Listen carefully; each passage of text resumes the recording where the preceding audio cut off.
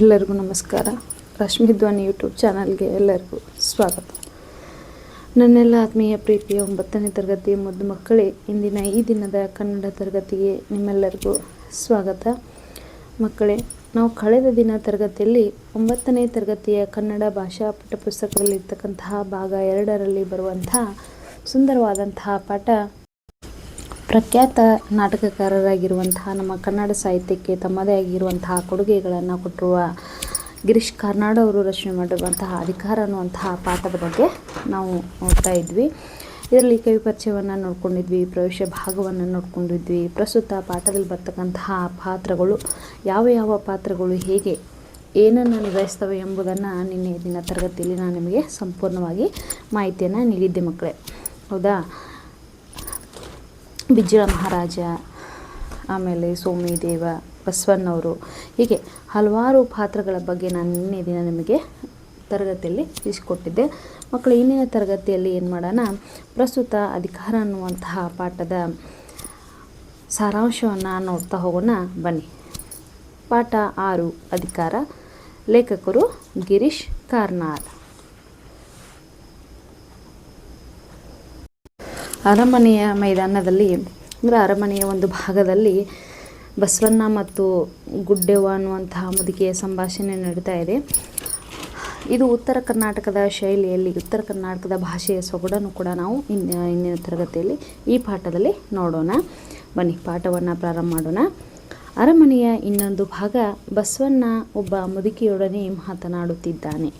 ಬಾಗಿಲಲ್ಲಿ 4-5 ಉಳಿಗದವರು ಗುಂಪು ಕಟ್ಟಿ ನಿಂತಿದ್ದಾರೆ. ಬಿಜ್ಜಳ ಮಹಾರಾಜನ ಅರಮನೆ. ಅದರಲ್ಲಿ ಒಂದು ಭಾಗದಲ್ಲಿ ಬಿಜ್ಜಳ ಮಹಾರಾಜ ಬರಲಿಕ್ಕೆ ಕಾಯ್ತಾ ಇದ್ದಾರೆ, ಇನ್ನೊಂದು ಭಾಗದಲ್ಲಿ ಬಸವಣ್ಣ ಮತ್ತು ಗುಡ್ಡೆವ್ವ ಅನ್ನುವಂಥ ಮುದುಕಿ ಜೊತೆ ಮಾತುಕತೆ ಸಂಭಾಷಣೆ ನಡೀತಾ ಇದೆ. ಅರಮನೆಯ ಇನ್ನೊಂದು ಭಾಗದಲ್ಲಿ ಬಸವಣ್ಣ ಒಬ್ಬ ಮುದುಕಿ ಜೊತೆ ಮಾತನಾಡ್ತಾ ಇದ್ದಾನೆ. ಆ ಮುದುಕಿ ಹೆಸರೇ ಗುಡ್ಡೆವ್ವ ಅಂಥೇಳಿ. ಬಾಗಿಲಲ್ಲಿ 4-5 ಜನ ಉಳಿಗದವರು ಅಂತಂದರೆ ಮಕ್ಕಳೇ ಸೇವಕರು. ಅವ್ರು ಏನು ಮಾಡಿದ್ದಾರೆ, ಗುಂಪು ಕಟ್ಟಿ ನಿಂತಿದ್ದಾರೆ. ಆಗ ಅಲ್ಲಿ ಮುಂದೇನಾಗತ್ತೆ ನೋಡಿ.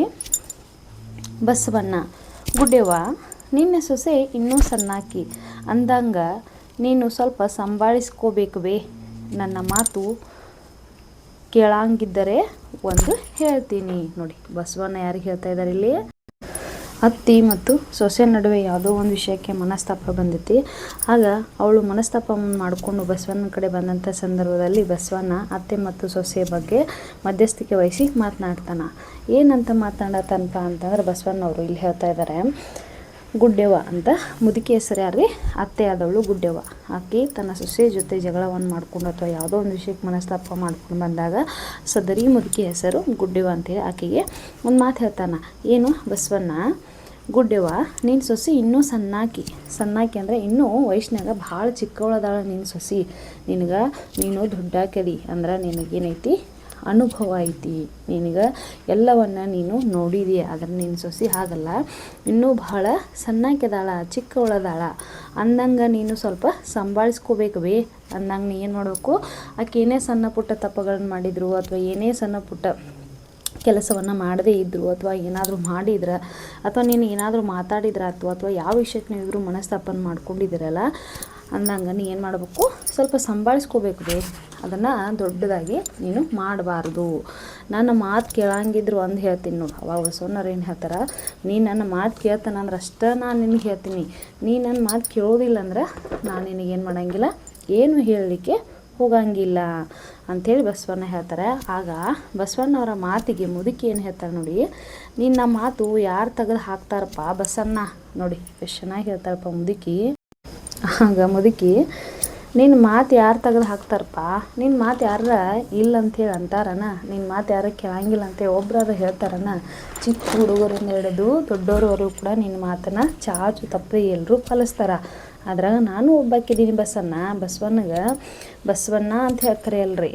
ಅಜ್ಜಿ ಆದವಳು ಗುಡ್ಡೆವ್ವ ಅನ್ನುವಂಥ ಮುದುಕಿ ಉತ್ತರ ಕರ್ನಾಟಕ ಭಾಷೆಯಲ್ಲಿ ಚೆನ್ನಾಗಿ ಕರಿತಾಳೆ ನೋಡಿ, ಬಸಣ್ಣ ಅಂತೇಳಿ ಪ್ರೀತಿಯಿಂದ. ನಿನ್ನ ಮಾತು ಯಾರು ತೆಗೆದು ಹಾಕ್ತಾರಪ್ಪ ಬಸಣ್ಣ, ಹೇಳು, ಅದೇನು ಹೇಳ್ತಿ ಹೇಳು, ನಾನು ಕೇಳ್ತೀನಿ ಅಂಥೇಳಿ ಬಸವಣ್ಣವ್ರಿಗೆ ಹೇಳ್ತಾಳೆ.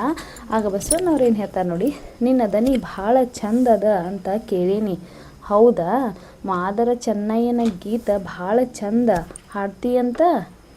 ನೋಡಿ, ನಿನ್ನ ಧ್ವನಿ ಭಾಳ ಚಂದ ಐತೆ ಅಂತ ಕೇಳೀನಿ ಗುಡ್ಡೆವ್ವ, ಹೌದನ? ಕರೇನ ಅಷ್ಟು ಚೆನ್ನಾಗಿ ನೀನು ಇಂಪಾಗಿ ಹಾಡನ್ನು ಹಾಡ್ತೀಯನವ ಅಂತೇಳಿ ಕೇಳ್ತಾ ಇದ್ದಾನೆ ಬಸವಣ್ಣ. ಇಲ್ಲಿ ಮಾದರ ಚೆನ್ನೈನ ಗೀತ ಅಂದರೆ ಹಾಡು, ಮಾದರ ಚೆನ್ನೈನ ಹಾಡುಗಳ್ನು ಚೆನ್ನಾಗಿ ಹಾಡ್ತೀಯಂತ, ಅಷ್ಟು ಚೆನ್ನಾಗಿ ಹಾಡ್ತೀಯಂತಲ್ಲ, ನಿನ್ನ ಧ್ವನಿ ಭಾಳ ಅಂದ್ರೆ ಭಾಳ ಚಂದ ಐತೆ ಅಂತ ಕೇಳೀನಿ, ನಿಜಾನ ಅಂತ ಬಸವಣ್ಣವರು ಕೇಳ್ತಾರೆ. ಆಗ ಅಷ್ಟು ಕೇಳಿದ್ದೆ ತಡಾರಿ ಬಸವಣ್ಣವರು. ಆಗ ಮುದುಕಿ ಏನು ಮಾಡ್ಬಿಡ್ತಾಳ, ನಾಚಿ, ಅಯ್ಯ ನಿನಗಾರು ಹೇಳಿದ್ದಾರೆ ಇದನ್ನು ನೋಡಿ. ಅವಾಗ ನಾಚಿಗೆ ಬಂದ್ಬಿಡತ್ತೆ ತುಂಬ ಖುಷಿಯಿಂದ. ಬಸವಣ್ಣವರು ನನ್ನ ಭಾಳ ಚೆಂದ ಹಾಡ್ತಿ ಅಂತ ಕೇಳಕತ್ತಾರ ಅಂತ ಅಂದ್ಕೊಂಡು ಅವಳು ಏನು ಮಾಡ್ತಾಳೆ, ನಾಚಿ ನೀರು ಹಾಕ್ತಾಳ. ಆಗ ಮುಂದೆ ಏನು ನೋಡ್ರಿ, ಬಸವಣ್ಣವ್ರು ಏನು ಹೇಳ್ತಾರೆ, ಹಂಗಾರ ಒಂದೆರಡು ದಿನದ ಮಟ್ಟಿಗೆ ನಿನ್ನ ಮನೆ ನಿನ್ನ ಸೊಸೆ ಕೈಯಾಗ ಒಪ್ಪಿಸು, ಆಕಿ ನೋಡ್ಕೊಳ್ಳಲಿ ಬಿಡದನ, ನೀ ಸಂಗಯ್ಯನ ಮಹಾಮನಿಗೆ ಬರ್ತೀಯಾ ನೋಡಿ. ಬಸವಣ್ಣ ಅತ್ತೆ ಮತ್ತು ಸೊಸೆ ಮನಸ್ತಾಪ ಒಂದೆರಡು ದಿನದ ಮಟ್ಟಿಗೆ ದೂರ ಆಗಲಿ ಅನ್ನುವಂತಹ ಒಂದು ಉದ್ದೇಶದಿಂದ ಏನು ಹೇಳ್ತಾ ಇದ್ದಾರಪ್ಪ ಅಂದ್ರೆ, ಹಂಗಾರೆ ಒಂದೆರಡು ದಿನದ ಮಟ್ಟಿಗೆ ನಿನ್ನ ಮನೆ ನಿನ್ನ ಸೊಸೆ ಕೈಯಾಗ ಒಪ್ಪಿಸು. ನಿನ್ನ ಸೊಸೆ ಕೈಯಾಗ ಒಪ್ಪಿಸಿದ್ರೆ ಅಕ್ಕಿಯು ಮನೆ ಬಾಳೆಯನ್ನು ಜವಾಬ್ದಾರಿಯನ್ನು ಕಲೀಲಿ. ಅಕ್ಕಿಯು ಮನೆತನ ಅಂದ್ರೇನು, ಮನೆ ಅಂದ್ರೇನು, ಜವಾಬ್ದಾರಿ ಅಂದ್ರೇನು, ಗಂಡ ಮಕ್ಕಳು ಅತ್ತೆ ಮಾವ ಎಲ್ಲದನ್ನು ಅಕ್ಕಿಯು ಏನು ಮಾಡಲಿ, ಕಲ್ತ್ಕೊಳ್ಳಲಿ. ನೀನೇ ಎಲ್ಲ ಜವಾಬ್ದಾರಿ ತೊಗೊಂಡೆ ಅಂದ್ರೆ ಆಕಿ ಕಲಿಯೋದು ಯಾವಾಗ? ಅದಕ್ಕೆ ನೀ ಏನು ಮಾಡು, ಒಂದೆರಡು ದಿನದ ಮಟ್ಟಿಗೆ ಆದರೂ ನಿನ್ನ ಮನೆ ನಿನ್ನ ಸೊಸೆ ಕೈಯಾಗ ಒಪ್ಪಿಸು, ಆಕಿ ನೋಡ್ಕೊಳ್ಳಲ್ಲಿ ಬಿಡೋದನ್ನು. ಅಕ್ಕಿಯೂ ನೋಡ್ಕೊಳ್ಳ, ನಿನಗೂ ವಯಸ್ಸಾತಲ್ಲ, ಆಕಿನ ವಯಸ್ಸಿನ ಭಾಳ ಚಿಕ್ಕವಳದಾಳ, ಆಕಿಗೂ ಎಲ್ಲ ಗೊತ್ತಾಗಲಿ. ನಿನಗೆ ವಯಸ್ಸಾಗೈತಿ ಭಾಳ, ಅಕ್ಕಿಯೂ ಅದನ್ನು ನೋಡ್ಕೊಳಕ್ಕೆ ಕಲೀಲಿ.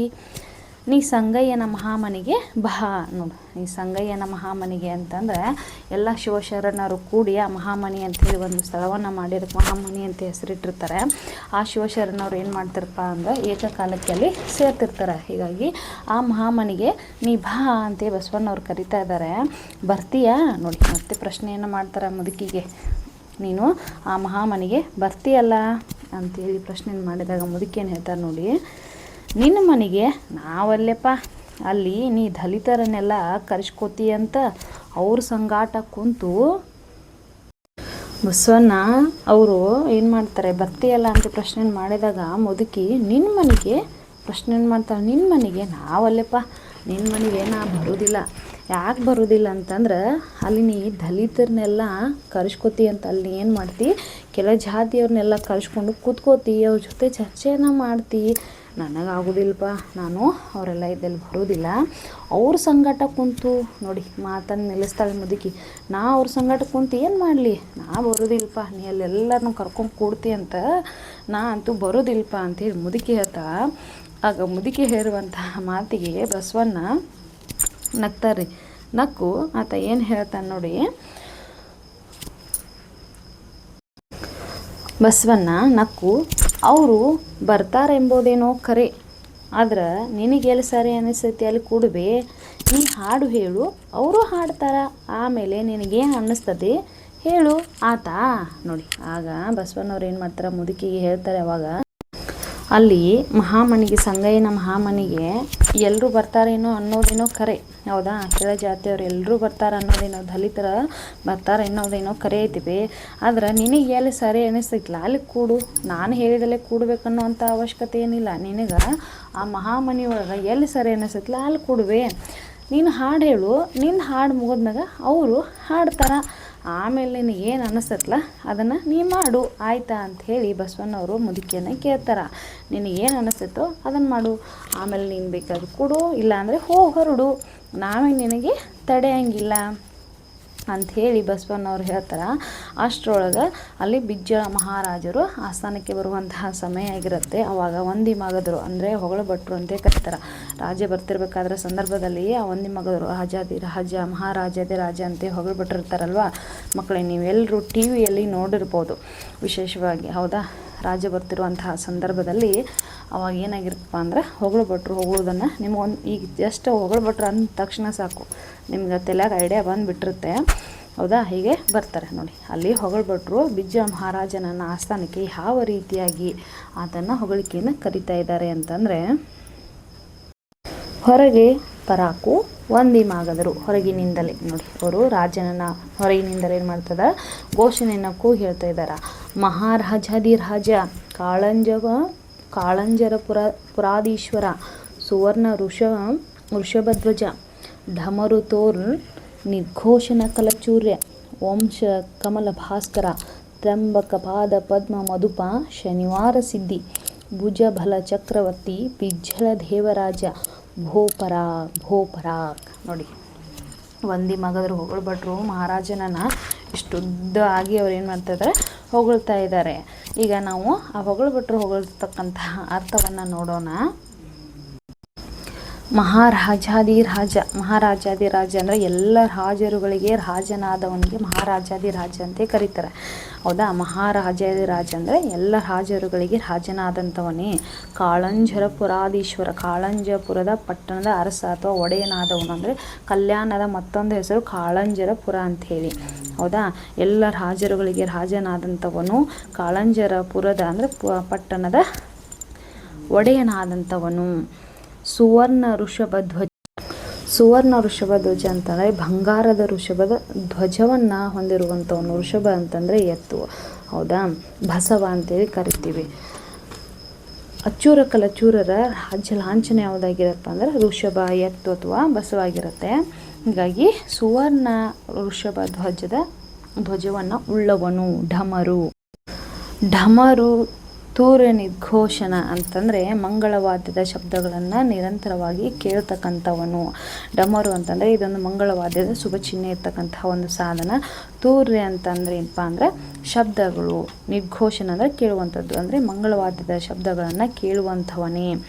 ಕಲಚೂರ್ಯ ವಂಶ ಕಮಲ ಭಾಸ್ಕರ ಅಂದರೆ ಕಲಚೂರ್ಯರ ವಂಶಕ್ಕೆ ಸೂರ್ಯನಂತೆ ಇರುವವನು.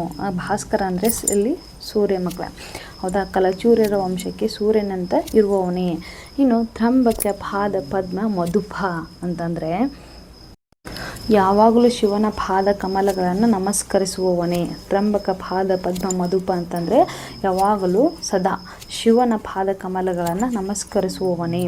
ಶನಿವಾರ ಸಿದ್ಧಿ. ಇನ್ನು ಶನಿವಾರ ಸಿದ್ಧಿ ಅಂತಂದರೆ ಶನಿವಾರ ಬಿಜ್ಜಳ ಮಹಾರಾಜ ಜನಿಸಿರುವಂಥದ್ದು. ಅಂದರೆ ಪ್ರತಿ ಕೆಲಸ ಏನೇ ಆತ ಒಳ್ಳೆಯ ಕೆಲಸಗಳನ್ನು ಮಾಡಬೇಕಂದ್ರೆ ಅದು ಶನಿವಾರವನ್ನೇ ಮಾಡ್ತಾ ಇದ್ದ. ಹೀಗಾಗಿ ಮಾಡಿದ ಎಲ್ಲ ಕೆಲಸಗಳು ಕೈಗೂಡುತ್ತಿದ್ದರಿಂದ ಶನಿವಾರವನ್ನು ಮಾಡ್ತಾ ಇದ್ದ.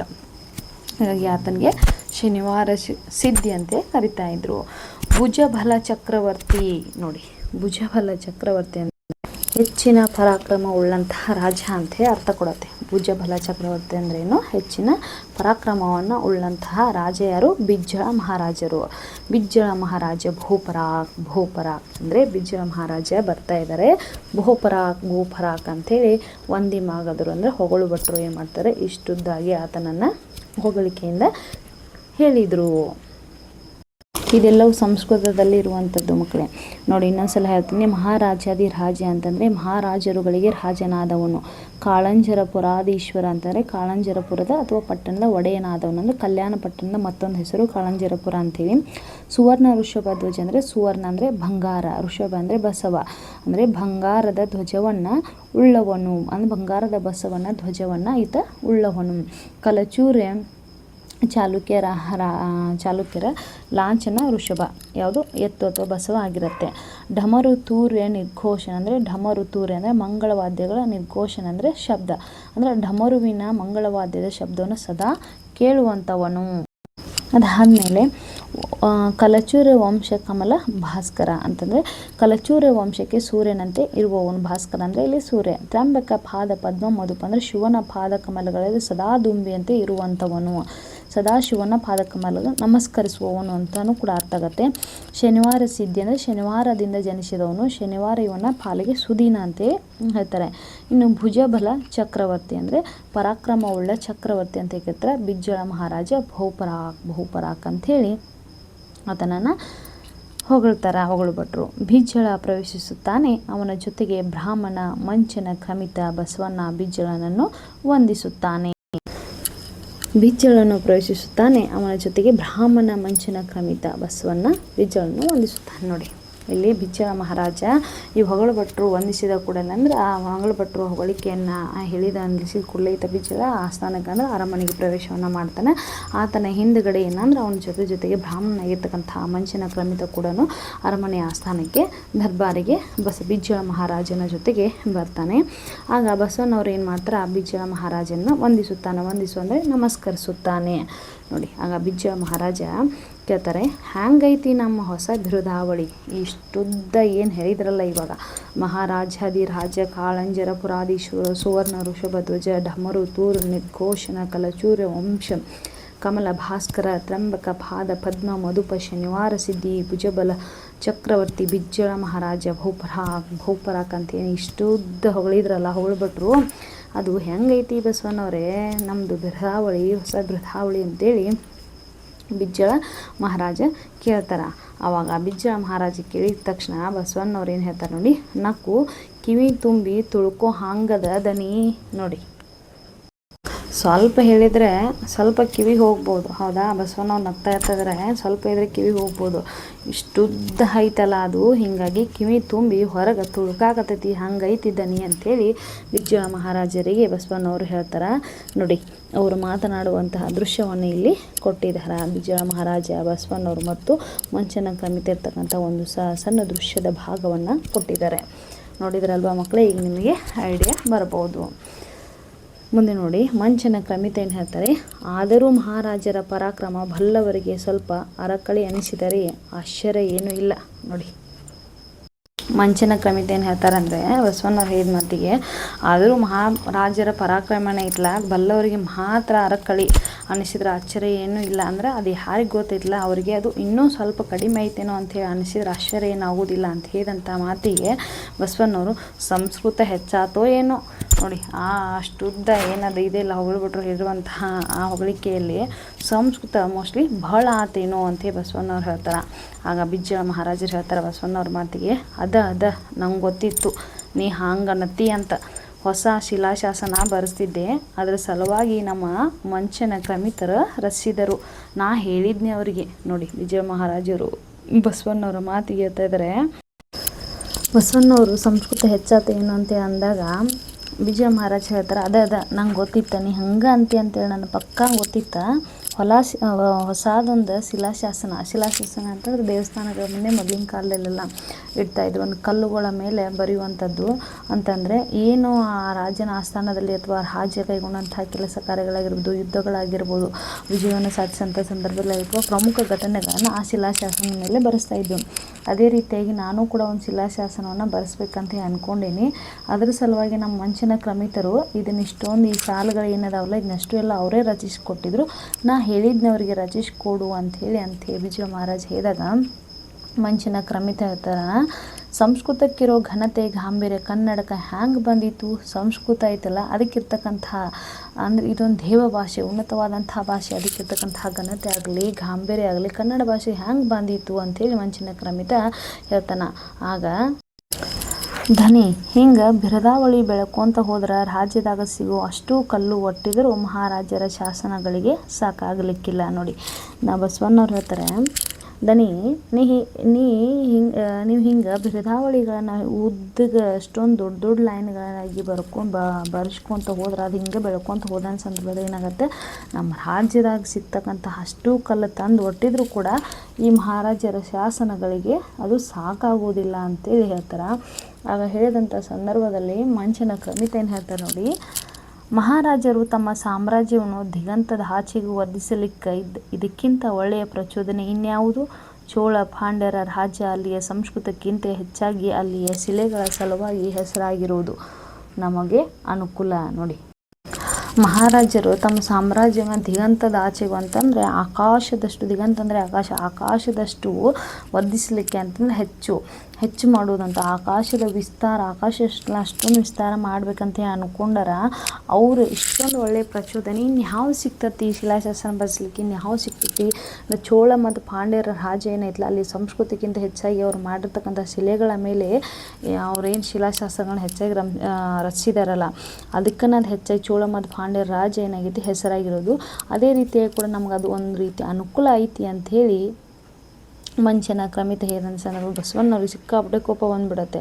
ಅವಾಗ ಅವ್ರು ಏನು ಹೇಳ್ತಾರೆ ನೋಡಿ ಬಸವಣ್ಣವರು, ಬಸವಣ್ಣ ಕನಲಿ ಒಂದು ಹೊಸ ಶಾಸನ, ಅದರೊಳಗೆ ಮೆರೆಸಲಿಕ್ಕಂತ ಒಂದು ಹೊಸ ಯುದ್ಧ, 500 ಹೊಸ ವೀರಗಲ್ಲು, 1000 ಹಸಿ ವಿಧವೆಯರ ಹಲವು, ಮತ್ತು ಈ ಪರಾಕ್ರಮದ ವೆಚ್ಚಕ್ಕಿಂತ ಹೊಸ ತೆರಿಗೆ ಬಿಟ್ಟಿ ಕೊಟ್ಟನ ಗೋಳು. ನೋಡಿ, ಆಗ ಬಸವಣ್ಣವ್ರಿಗೆ ಮಂಚನ ಕ್ರಮಿತ ಮಾತನಾಡಿರ್ತಕ್ಕಂತಹ ಮಾತಿಗೆ ಸಿಕ್ಕಾಪಟ್ಟೆ ಕೋಪ ಬಂದ್ಬಿಡುತ್ತೆ, ಅಂದರೆ ಸಿಟ್ಟು ಬಂದ್ಬಿಡುತ್ತೆ. ಆಗ ಕೋಪ ಮಾಡ್ಕೊಂಡಂಥ ಬಸವಣ್ಣವ್ರು ಹೇಳ್ತಾರೆ, ಒಂದು ಹೊಸ ಶಾಸನ, ಅದ್ರೊಳಗೆ ಮೆರೆಸ್ಲಿಕ್ಕಂತ ಒಂದು ಹೊಸ ಯುದ್ಧನ ಮಾಡಬೇಕು ನಾವು. ಅದ್ರೊಳಗೆ ರಾಜನ ಬಗ್ಗೆ, ಆತನ ಸಾಮ್ರಾಜ್ಯದ ಬಗ್ಗೆ, ಆತನ ರಾಜ ವಿಸ್ತಾರದ ಬಗ್ಗೆ ಆಗಲಿ, ಆತನ ಸಂಸ್ಕೃತಿಯ ಬಗ್ಗೆ ಆಗಲಿ, ಅಥವಾ ಆತನ ಒಟ್ಟಾರೆಯಾಗಿ ವಿಜಯ ಮಹಾರಾಜ ಬಗ್ಗೆ ಏನೇ ಬರೆಸ್ಬೇಕಂದ್ರೆ ನಾವು ಅದಕ್ಕಾಗಿ ಒಂದು ಹೊಸ ಯುದ್ಧನ ಮಾಡ್ಬೇಕನ್ನ, ಅದಕ್ಕಾಗಿ 500 ಹೊಸ ವೀರಗಲ್ಲುಗಳನ್ನು ನಾವೇನು ಮಾಡಬೇಕು ಹಾಕಬೇಕು. ಅದಷ್ಟೇ ಅಲ್ಲದೆ ಕೂಡ ವೀರಗಲ್ಲು ಅಂತಂದರೆ ಯುದ್ಧದಲ್ಲಿ ಮಾಡಿದ ವೀರರ ಸಲುವಾಗಿ ನಿಲ್ಲಿಸ್ತಕ್ಕಂತಹ ಸ್ಮಾರಕಗಳು, ಅದಕ್ಕೆ ನಾವು ಮಕ್ಕಳೇ ವೀರಗಲ್ಲು ಅಂತ ಕರಿತೀವಿ. ಅದಕ್ಕೆ ಆ ಹೊಸ ಯುದ್ಧ ಏನು ಮಾಡ್ತಲ್ಲ, ಯುದ್ಧದಲ್ಲಿ ಮಾಡಿದಂತಹ 1000 ಜನ, 500 ಅವ್ರು ಎಷ್ಟು ಜನ ಮಾಡಿರುತ್ತಲ್ಲ ಅವರ ಹೊಸದಾಗಿ ಅವರು ಸತ್ತವರ ವೀರಗಲ್ಲುಗಳನ್ನ ಹಾಕಿಸ್ಬೇಕು. ಅದಷ್ಟೇ ಅಲ್ಲದೆ 1000 ಹಸಿ ವಿಧವೆಯರ ಹಲವು, ಎಷ್ಟೊಂದು ಜನ ವಿಧವೆಯರು ತಮ್ಮ ಎಷ್ಟೊಂದು ಜನ ಯೋಧರನ್ನು ಕಳ್ಕೊಳ್ತಾರೆ, ಅವರ ಹೆಂಡತಿಯರು ಅವ್ರೇನಾಗ್ತಾರೆ ವಿಧವೆಯರಾಗ್ತಾರೆ, ಅವ್ರ ಗೋಳನ್ನು ನಾವು ಕೇಳಬೇಕು. ಮತ್ತು ಈ ಪರಾಕ್ರಮದ ವೆಚ್ಚಕ್ಕಿಂತ ಹೊಸ ತೆರಿಗೆ, ಈ ಯುದ್ಧ ಆದಂಥ ರಕ್ತಪಾತ ಆದಂಥ ಸಂದರ್ಭದಲ್ಲಿ ಅದನ್ನೆಲ್ಲ ನಾವು ಬರೆಸ್ಬೇಕಲ್ಲ, ಮತ್ತು ರಾಜ ಭಂಡಾರವನ್ನು ಬೊಕ್ಕಸವನ್ನು ನಾವೇನು ಮಾಡಬೇಕು ಬೆರೆಸ್ಬೇಕು. ಅದಕ್ಕಾಗಿ ಮತ್ತು ಜನರಿಂದ ನಾವೇನು ಮಾಡಬೇಕು ಹೊಸದಾಗಿ ತೆರಿಗೆಯನ್ನು ತೆಗೆದುಕೊಳ್ಬೇಕು. ಬಿಟ್ಟಿ ಅಂತ ಅಂದರೆ ಅರಮನೆಗೆ ಮಾಡುವಂಥ ಉಚಿತವಾದಂಥ ಚಾಕರಿ ಅದನ್ನು ಮಾಡಿಸ್ಕೊಳ್ಬೇಕು. ಕೊಟ್ಟನ ಅಂತಂದರೆ ಏನಪ್ಪ ಅದು, ಕೊಟ್ಟನ ಅಂದರೆ ಆಶ್ರಯವನ್ನು ಕೊಡುವಂಥದ್ದು. ಆಶ್ರಯವನ್ನು ಯಾರಿಗೆ ಮನೆ ಮಠ ಎಲ್ಲವನ್ನು ಕಳ್ಕೊಂಡ್ರೆ ಅಂಥವ್ರಿಗೆ ನಾವು ಆಶ್ರಯವನ್ನು ಕೊಡಬೇಕು. ಇದೆಲ್ಲ ಒಂದು ರೀತಿ ಗೋಳು ಅಂಥೇಳಿ ಬಸವಣ್ಣವರು ಹೇಳ್ತಾರೆ. ಮಂಚನ ಕ್ರಮಿತ ಏನು ಹೇಳ್ತಾರೆ, ನಾವು ಮಹಾರಾಜರ ಪ್ರಜೆಗಳು, ಮಹಾರಾಜರ ಕೀರ್ತಿಗೋಸ್ಕರ ಗೋಳನ್ನು ಸಹಿಸಿಕೊಳ್ಳೋದು ನಮ್ಮ ಕರ್ತವ್ಯ. ನೋಡಿ, ಬಸವಣ್ಣವರು ಅಷ್ಟು ಸಿಟ್ಟಿನಿಂದ ಹೇಳಿರ್ತಕ್ಕಂತಹ ಮಾತಿಗೆ ಮಹಾರಾಜರು, ನಾವೆಲ್ಲರೂ ಯಾರು ಮಹಾರಾಜರ ಪ್ರಜೆಗಳು ಅಂತ ಮಂಚನ ಕ್ರಮಿತ ಹೇಳ್ತಾ ಇದ್ದಾರೆ. ಮಹಾರಾಜರ ಕೀರ್ತಿಗೋಸ್ಕರ ಗೋಳನ್ನು ಸಹಿಸ್ಕೊಳ್ಳೋದು ನಮ್ದೆಲ್ಲರೂ ಆದ್ಯ ಕರ್ತವ್ಯ ಎಲ್ಲ, ಅದನ್ಯಾಕೆ ನಾವು ಅಷ್ಟೊಂದು ಭಾರ ಅಂತೇಳಿ ಅನ್ಕೋಬೇಕು ಅಂತ ಮಂಚನ ಕ್ರಮಿತ ಹೇಳ್ತಾರೆ.